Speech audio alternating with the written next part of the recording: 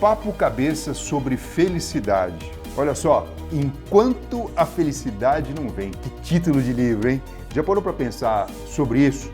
Essa foi a ideia do escritor, palestrante, mestre em literatura e crítica literária pela PUC, pós-graduado em psicologia analítica, André Mantovani, que traz aqui para gente, para todos os seus leitores, e convida a gente a seguir com ele nessa conversa jornalística íntima, uma jornada, na verdade, para dentro de si, a busca do verdadeiro significado da felicidade. E você? Você está plenamente feliz? O André está aqui para bater um papo super bacana com a gente sobre esse assunto. Começa agora o programa Olho Clínico com o Dr. Fernando Guardos.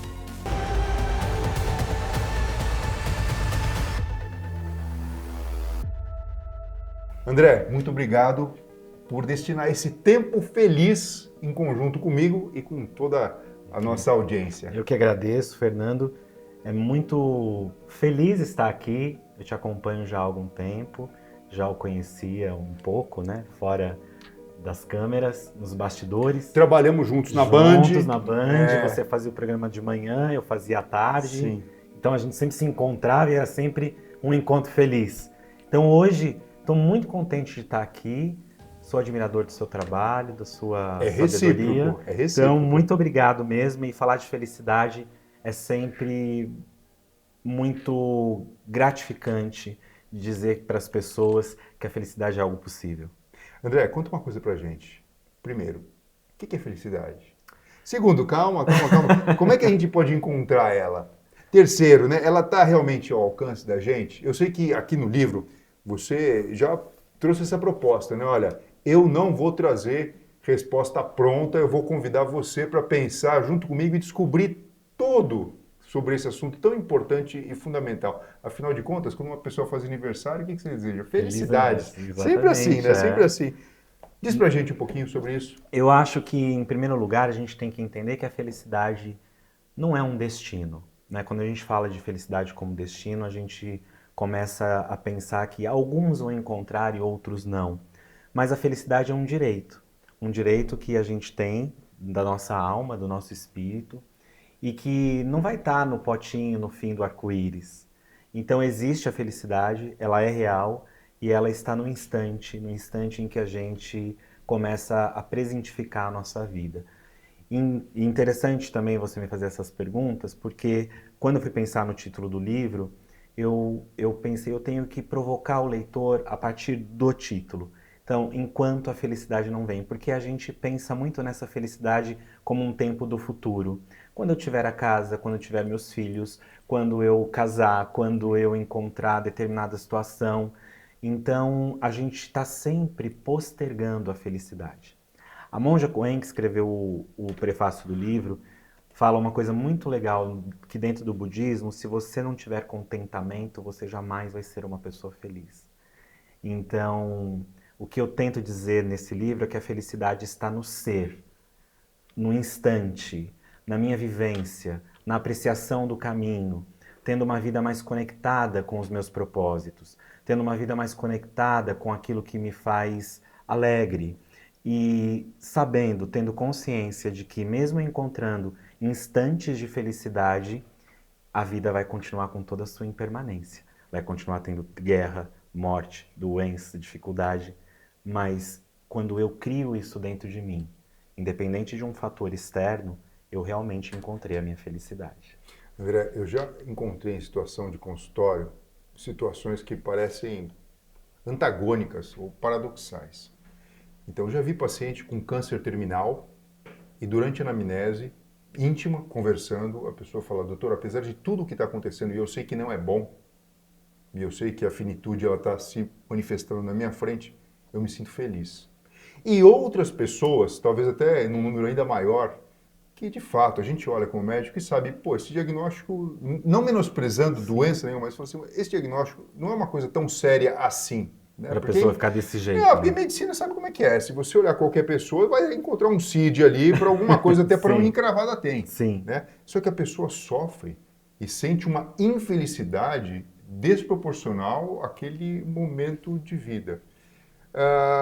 Bom, dito isso, né, o que você pode acrescentar em relação a isso? A felicidade é uma coisa que a pessoa, ela mesma se declara, ou seja, por exemplo, esse senhor que eu te falei, a vivência que eu tive é que ele tinha muito significado na vida dele.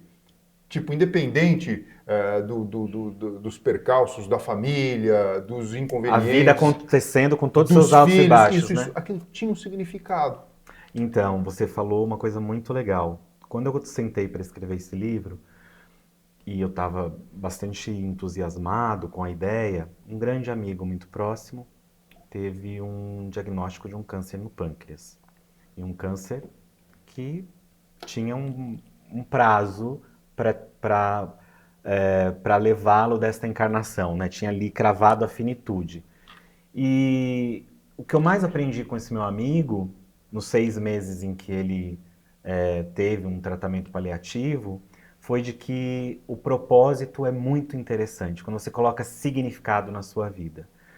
O Inácio, que é para quem eu dedico esse livro, nos últimos 6 meses da vida dele, viveu o tempo de maior felicidade, porque ele colocou o propósito de escrever um livro, publicar suas memórias, resgatar relações familiares, de amizade. Ele movimentou uma cidade, porque ele era do interior de Minas Gerais, em torno desse propósito de escrever um livro.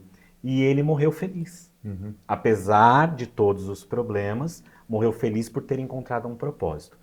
Você já deve ter ouvido falar, e acho que você pode até falar com mais propriedade do que eu. Quem tem fé é mais feliz. Uhum. As pessoas que têm problemas graves de saúde, quando têm fé, gratidão e uma vida inspirada, conseguem lidar melhor com as suas doenças, inclusive porque muitas dessas pessoas conseguem alterar, né, a rota dos acontecimentos, milagres acontecem. Então eu acho que a fé, Fernando, não é uma coisa estática, mas é uma construção que a gente faz no dia a dia. Então, quando eu passo a olhar os problemas de uma outra perspectiva, de novo trazendo um pouco do budismo, não sou budista, mas eu aprecio muito a filosofia, o caminho budista. Existem os Budas da doença, existem os Budas da dificuldade, existem os Budas que vêm na nossa vida em forma de um problema para que a gente se reconstrua. Quando você fala Buda nesse sentido, você está dizendo um mestre, né? Um mestre, um exemplo, uma vivência. Isso. Eles falam, né? Existe o Buda da doença, o Buda, quer dizer, uma face de Buda se manifestando, porque a gente tem uma tendência a aprender muito quando passamos por uma situação difícil.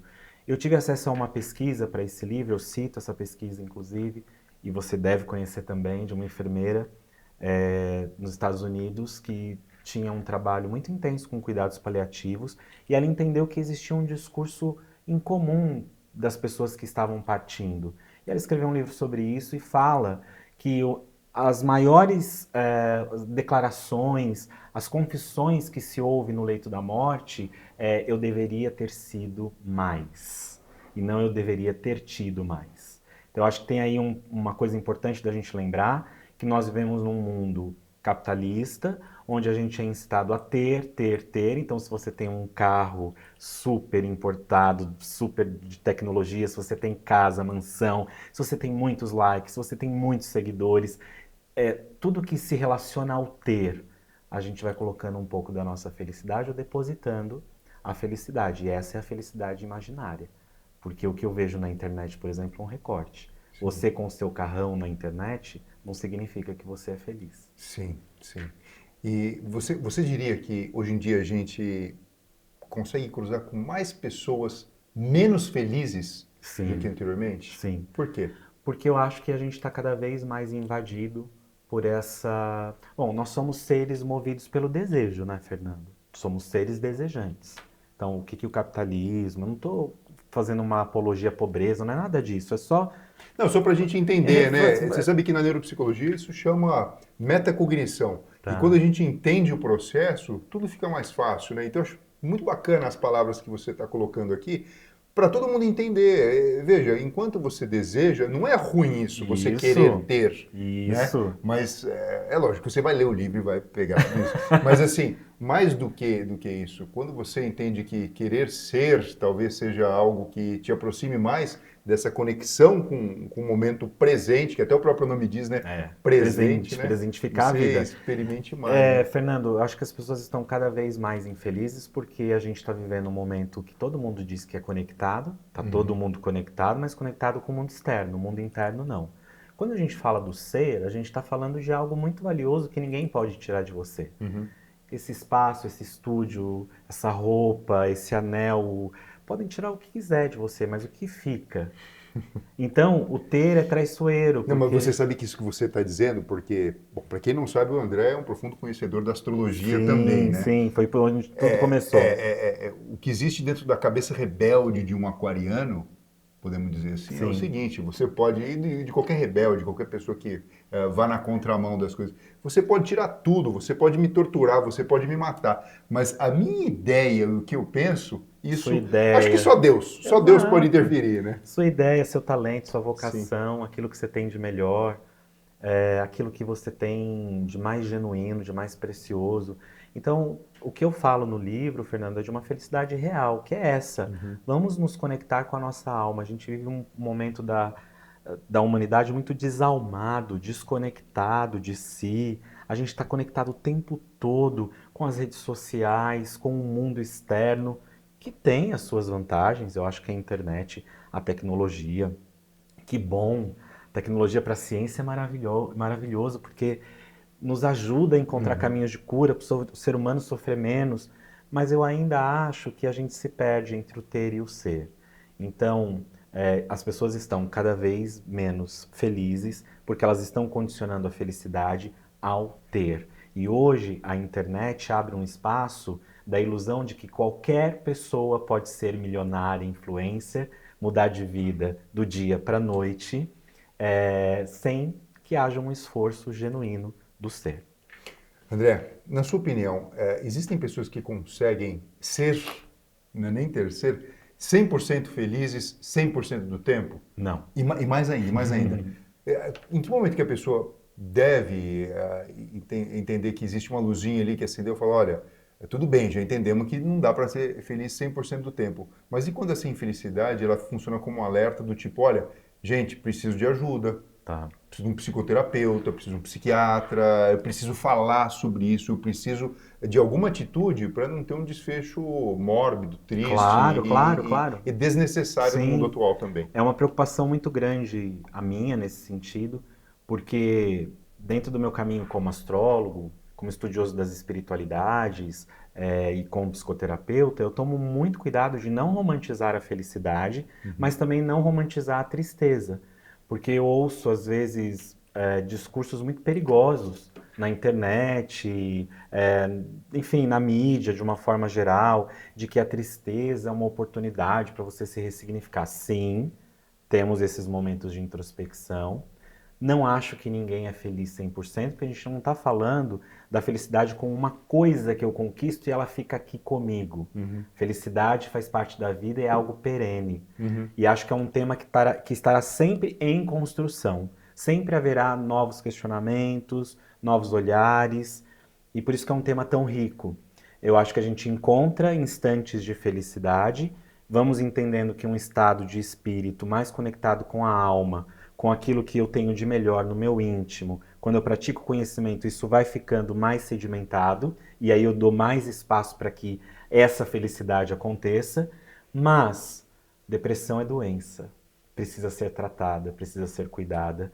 Então, se você está se sentindo com uma tristeza que não é aquele incômodo do dia a dia, ou porque você perdeu o cachorrinho, ou porque perdeu o namorado, mas aquela tristeza que vai deixando seus dias mais nublados, aquela tristeza que vai deixando você sem tanto significado. Eu acho que é muito importante as pessoas se atentarem. Você, como médico, sabe melhor do que eu que nós somos um dos países mais doentes com relação à ansiedade e depressão do mundo. Isso é paradoxo, porque a gente é conhecido pelo país do futebol, da Do alegria e do samba, carnaval. da carnaval, da Pois alegria, é, né? então a gente precisa prestar atenção. Então, eu também falo disso no livro. Eu não sou a favor dessa felicidade histérica. seja feliz a qualquer custo, você tem que ser feliz, não validar a tristeza, não validar os momentos de introspecção, de achar que o ser humano tem que ser um super-herói, mas ainda assim é preciso prestar atenção. André, para a gente fechar aqui com chave de ouro, Sim. tá? Primeiro lugar, a gente sabe que você mesmo falou, muito mais do que um livro de autoajuda, esse aqui é um livro para estimular a inteligência Isso. e essa busca constante De refletir junto. Porque a sociedade a todo momento fala, o importante é ser feliz. Bom, então a gente... Né? Qual é o caminho? Como fazer isso? Eu queria que você passasse para a gente aqui dicas relacionadas de chegar mais perto desse caminho, de conquistar a felicidade. Primeiro lugar, entender que a felicidade não está no ter, está no ser. Então, o quanto você tem se dedicado para buscar algo que você realmente gosta, o quanto você está preocupado só em produzir, o quanto você não está dando espaço para amar, para prestar atenção nessa presentificação da vida. Aí eu acho que muita gente deve pensar assim, não, ele está falando isso porque não está no meu caminho, não está na minha pele, não está na minha vida. Ok, você pode ter a vida que você quiser, mas dedica esse tempo para o seu coração, dedica esse tempo para as coisas que são do espírito, da alma, que são coisas simples, Fernando. Amar um pouco melhor, se dedicar mais às suas relações, diminuir um pouco a ambição, não se deixar medir pela régua do mundo, do ter, e o mais importante, reservar um espaço da sua vida para o autoconhecimento, que é a única coisa que nos salva, é você poder mergulhar dentro de si. André, muito obrigado pela sua participação. Realmente foi um presente de felicidade ter você junto com a gente aqui no Olho Clínico. Muito obrigado, Fernando. Pessoal, a gente fica por aqui. Olha só, uma dica de presente. Se eu pudesse, eu dava para todo mundo. Mas já que não consigo fazer isso, eu vou deixar aqui o link para você adquirir o seu exemplar e ler e entender mais sobre esse assunto tão importante para a sua vida e para a vida de todo mundo que você gosta, tá? Um beijo no coração, compartilhe esse vídeo com o maior número de pessoas possíveis. Isso é uma forma da gente trazer mais felicidade para o mundo. Beijo no coração, até a próxima semana.